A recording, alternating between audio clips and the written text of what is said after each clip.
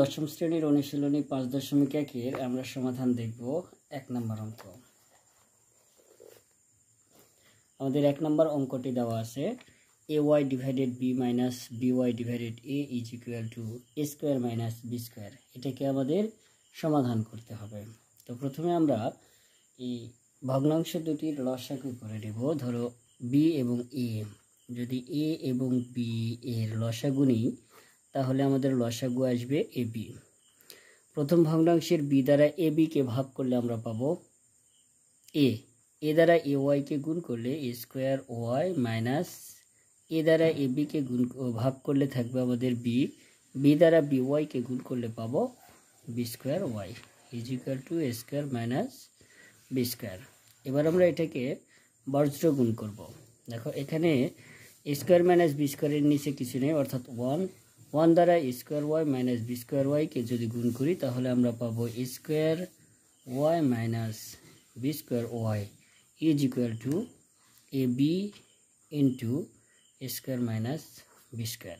ঠিক আছে, যেহেতু সমাধানে আমরা a y এর মান বের করব, কাজে আমরা এখান থেকে আমরা y কমন নেব, তাহলে থাকবে এখানে a square minus b square.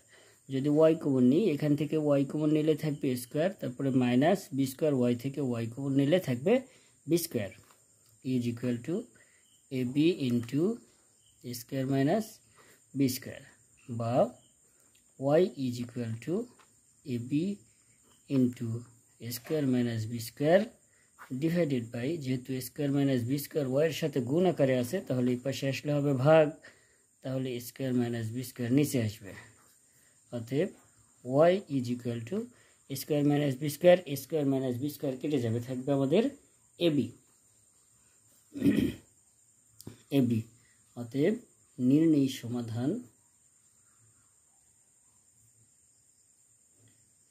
সমাধান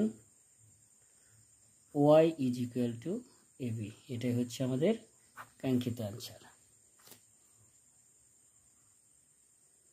এবার আমরা দেখব 2 নম্বর অঙ্ক। দেওয়া আছে z plus 1 into z minus 2 is equal two z minus 4 into z plus 2। প্রথমে আমরা এখানে z প্লাস 1 z মাইনাস 2 গুণ করব, পাশে z মাইনাস 4 z প্লাস 2 গুণ করব।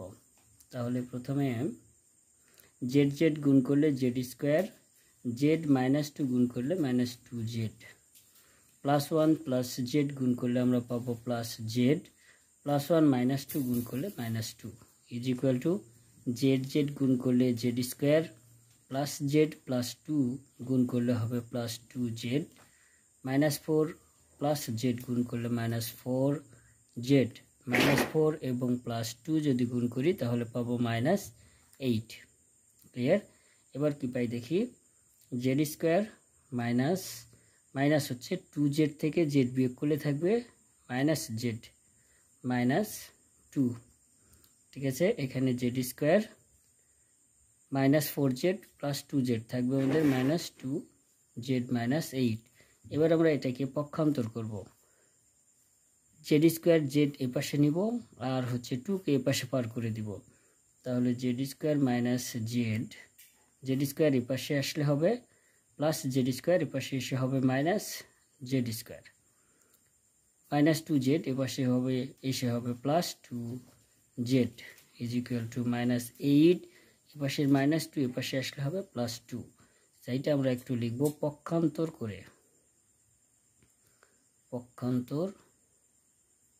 করে,